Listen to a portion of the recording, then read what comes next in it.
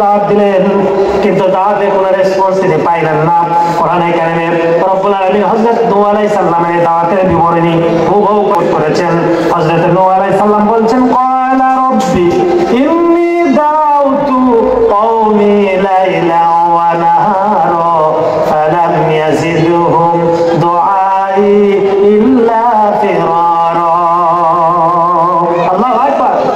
হযরত নূহ আলাইহিস সালাম বলছেন, ওগো আল্লাহ, আমি আমার কওমের লোকদেরকে দিনের পথে, ধর্মের পথে দিনে ডেকেছি, রাতে ডেকেছি, বারবার তাদেরকে ডেকেছি, কিন্তু আমি যতই তাদেরকে কাছে ডাকি কিন্তু এর বিনিময়ে তারা শুধু দূরে সরে যায়। যতই কাছে ডাকি ততই কি হয়? দূরে সরে যায়। সুম্মা ইন্নী দাউতুহুম জিহারা সুম্মা ইন্নী আলানতু লাহুম ওয়া আসরারতু লাহুম আসরারা ওয়া কুল্লামা ইন্নী দাউতুহুম লিতাগফিরা লাহুম জাআলু আসাবিআহুম ফি আযানিহিম ওয়াস্তাগফাউ সিয়াবাহুম ওয়াস্তাকবারু ইস্তিকবারা। আল্লাহু আকবার। হযরত নূহ আলাইহিস সালাম বলছেন, ওগো আল্লাহ, আমি আমার কওমদেরকে প্রকাশ্যে ডেকেছি, গোপনে ডেকেছি, তারপরে সকালে ডেকেছি, বিকেলে ডেকেছি, দলাকারে ডেকেছি, এককভাবে ডেকেছি, ঘোষণা করেছি, এলান করেছি, অ্যাডভার্টাইজ করেছি, কিন্তু যতবারই আমি তাদেরকে কাছে ডেকেছি তারা বারবার দূরে সরে গেছে। যখন দাওয়াত দিয়েছি আমার দাওয়াত যেন তারা না শুনতে পায়, এজন্য নিজেরা নিজেদের অঙ্গুলিগুলি তাদের কর্ণকুহরের ভিতরে কানের মধ্যে ঢুকিয়ে দিয়েছে, মুখের উপর কাপড় দিয়েছে, তারপরে বিভিন্ন ধরনের অহংকার করেছে। আল্লাহ এই কওমকে ৯৫০ বছর পর্যন্ত দাওয়াত দিলাম, ফালাম ইয়াজিদহুম দুআই ইল্লা ফিরারা। যতই দাওয়াত দিলাম না কেন এরা কেউই কাছে আসে না, সবাই দূরে সরে যায়। যখন নবীর সাথে এরকম বেঈমানি করা হলো, আল্লাহ রাব্বুল আলামিন এবার তাদের উপর রাগান্বিত হলেন। হওয়ার পর ১ নয় ২ নয় প্রায় ৩টা বছর ধরে আকাশের বৃষ্টি বন্ধ করে দিলেন। কত বছর? যদি সিজনের সময় মতো যদি বৃষ্টি না হয় কৃষি জেলার অবস্থা কি জানেন তো? কিন্তু ৩টা বছর বৃষ্টিপাত বন্ধ। উপস্থিতি কেরামগণ বলেছেন ৩টা বছর ধরে বৃষ্টিপাত বন্ধ হয়ে গেল। ৪০টা বছর ধরে কোনো মা নতুন করে গর্ভবতী হতে পারে নাই। বৃষ্টিপাত যেহেতু হয় নাই, জমির ফসলগুলি শুকিয়ে গেল, গাছ গাছালিগুলি শুকিয়ে গেল, সম্পদ নষ্ট হয়ে গেল, পশু পাখিগুলি সবগুলি মারা যেতে লাগলো। ঠিক ওই মুহূর্তে উম্মতেরা দিশেহারা হয় নবীর কাছে এসে বললেন, ওগো নবী, মেহেরবানি করে আমাদেরকে একটা ফয়সালা দিন। আল্লাহ মনে হয় খুব রাগান্বিত হয়েছে, আমাদের বাঁচবার উপায় কি? হযরত নূহ আলাইহিস সালাম বিকল্প কোনো সমাধান না দিয়ে সরাসরি একটা বিষয় অ্যাডভাইস করলেন, সেটা হলো, ও আমার কওমের লোকেরা, তোমরা বেশি বেশি করে এখন তওবা আর ইস্তেগফার করবে কার কাছে? কোরআনে কারীম জানিয়ে দিয়েছেন, হযরত নূহ আলাইহিস সালাম তার সম্প্রদায়ের লোকদেরকে বললেন, ফাকুলতুস্তাগফিরু রাব্বাকুম ইন্নাহু কানা গাফফারা ইউরসিলিস সামাআ আলাইকুম মিদরারা ওয়া ইউমদিদুকুম বিআমওয়ালিন ওয়া বানিনা ওয়া ইয়াজআল লাকুম জান্নাতিন ওয়া ইয়াজআল লাকুম মানহারা। আল্লাহু আকবার। হযরত নূহ আলাইহিস সালাম বললেন, তোমরা আল্লাহর কাছে ইস্তেগফার করো। কি করো? ইস্তাগফিরু রাব্বাকুম। তোমরা যদি আল্লাহর কাছে এখন তওবা আর ইস্তেগফার করো, আশা করা যায় ইন্নাহু কানা গাফফারা, আল্লাহ তাআলা ক্ষমাশীল হয়ে ইউরসিলিস সামা আলাইকুম মিদরারা, আল্লাহ তাআলা তোমাদের জন্য মেঘমালা প্রেরণ করে রহমতের বৃষ্টি ঝুরি ঝুরি করে তোমাদের জন্য বর্ষণ করে দেবেন।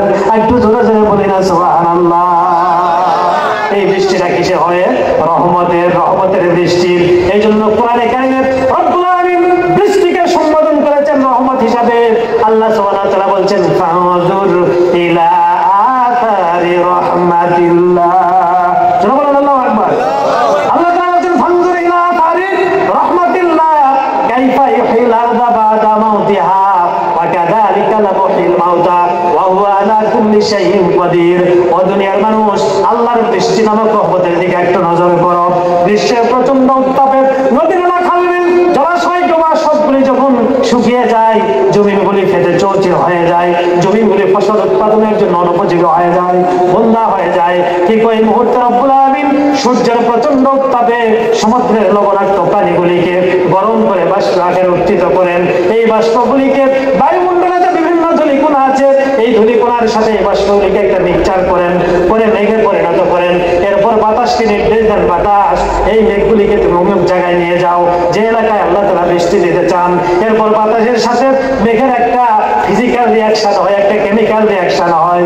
এই বিক্রিয়ার পরে ফুটি ফুটি করে বৃষ্টির পানি গোটা জমিনের জন্য, গোটা বিশ্ববাসীর জন্য যিনি বর্ষণ করেন, একটা আওয়াজ দিয়ে বলুন তো তিনি কে?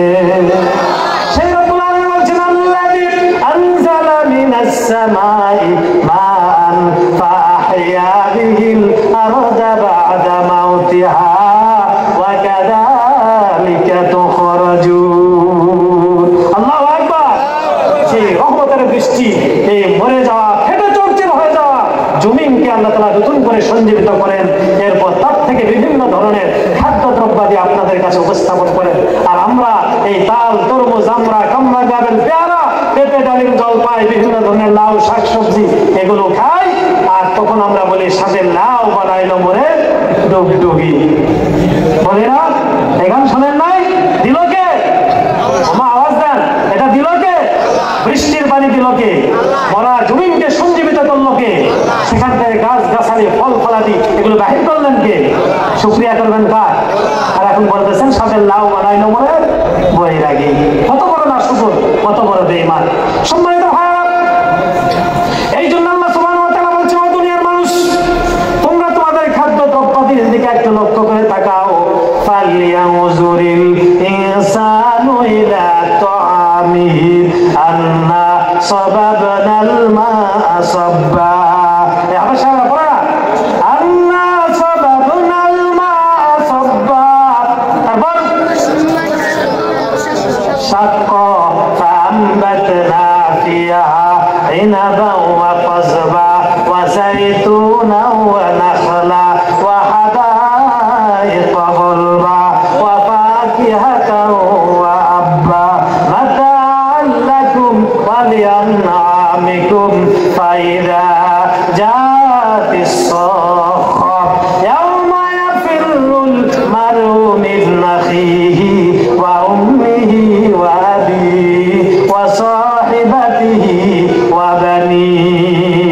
আল্লাহু আকবার। আল্লাহ বলছেন, আমাকে অনেক কষ্ট করতে হয়েছে সেই আসমান থেকে ঝুড়ি ঝুড়ি করে বৃষ্টির বাড়ি বর্ষণ করে এই বয়ে যাওয়া ফেটে চৌচির হয়ে যাওয়া জমিনকে সঞ্জীবিত করে এখান থেকে বিভিন্ন ফল ফলাদি, আনার, আঙ্গুর, আপেল, তাল, তরমুজ, আমরা বিভিন্ন ধরনের ফল ফলাদি আমি তোমাদের কাছে উপস্থাপন করেছি। আর তোমরা ভুলে যাও এই রিজিকটা কে দিচ্ছে, এটি তোমরা কি করে যাও? ভুলে যাও।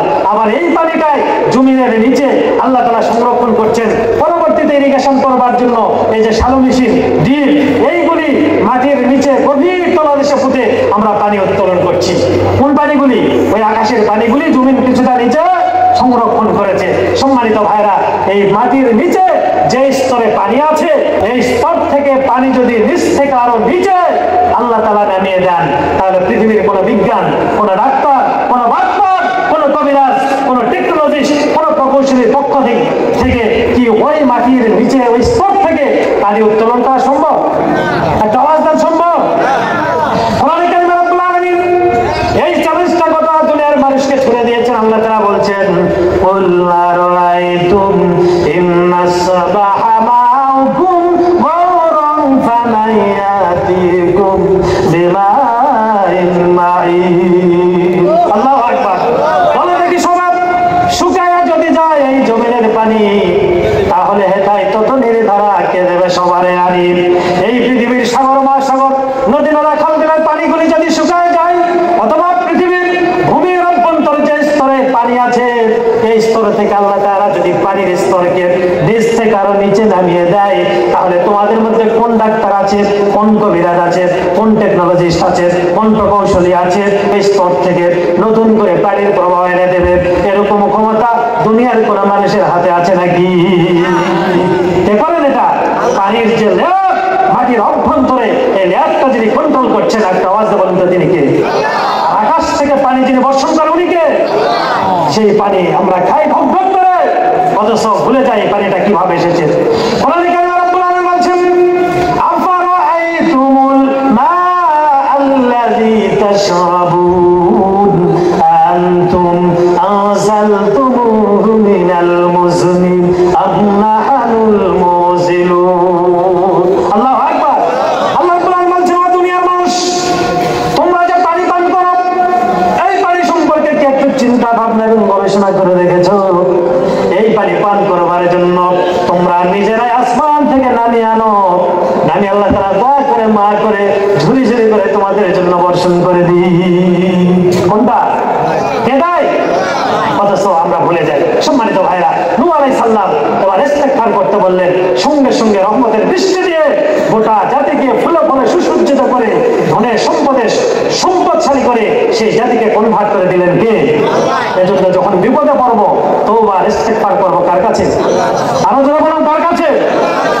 সম্মানিত ভাইরা বিপদে পড়েছিলেন হযরত আদম আলাইহিস সালাম জান্নাতের মধ্যে যখন তিনি ভুল করলেন বছরের পর বছর কয়েকশো বছর তিনি কান্নাকাটি করলেন এরপর আল্লাহ রাব্বুল আলামিন তাকে কিছু কালিমাত কিছু বাক্য কিছু কথা শিখিয়ে দিলেন যে তুমি এই কথাগুলি বলে আমার কাছে দোয়া করো হযরত আদম আলাইহিস সালাম সঙ্গে সঙ্গে তওবা এবং ইস্তেগফার করলেন কার কাছে পড়ুন আমার সঙ্গে রব্বানা যালামনা আনফুসানা ওয়া ইল্লাম তাগফির লানা ওয়া তারহামনা লানাকুনান্না মিনাল খাসিরিন আবার বলুন রব্বানা যালামনা আনফুসানা ওয়া ইল্লাম তাগফির লানা ওয়া তারহামনা লানাকুনান্না মিনাল খাসিরিন ও আল্লাহ রব্বানা যালামনা আনফুসানা আমি আমার নফসের প্রতি আমি আমার জীবনের প্রতি জুলুম করেছি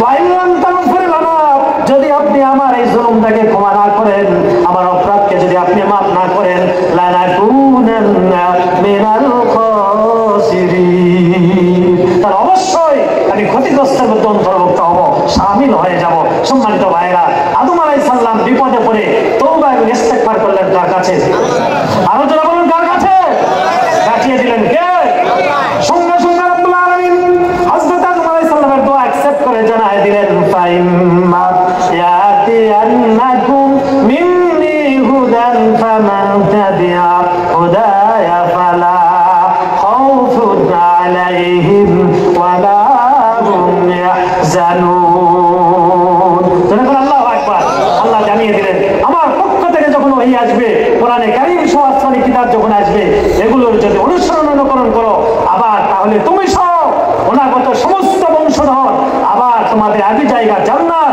এই জান্নাতের মেহমান বানিয়ে দেব যখন সুবহানাল্লাহ তাহলে আদম আলাইহিস সালাম যখন ভুল করলেন তওবা ইস্তেগফার করলেন কার কাছে কবুল করে নিলেন কে আল্লাহ রে ডাক রে বান্দা আল্লাহ রে ডাক আল্লাহ রে ডাক রে বান্দা আল্লাহ রে ডাক ডাকার মতো ডাকলে তোমার গুনাহ হবে মাফ ডাকার মতো ডাকলে তোমার গুনাহ হবে মাফ আল্লাহ রে ডাক রে বান্দা আল্লাহ রে ডাক আল্লাহ রে ডাক রে বান্দা আল্লাহ রে ডাক যেরকম মারহাবা এজন্য সব সময় আমরা যাকে ডাকবো তিনি কে আরো যারা বলুন কাকে ডাকবো দাঁড়ানো অবস্থায় শোয়া অবস্থায় বসা অবস্থায় ঘুমানো অবস্থায় সব সময় যাকে ডাকবো তিনি কে আল্লাহ বলছেন আল্লাযীনা ইয়াযকুরুনাল্লাহ কিয়ামান ওয়া qu'udan ওয়া আলা জুনুবিহিম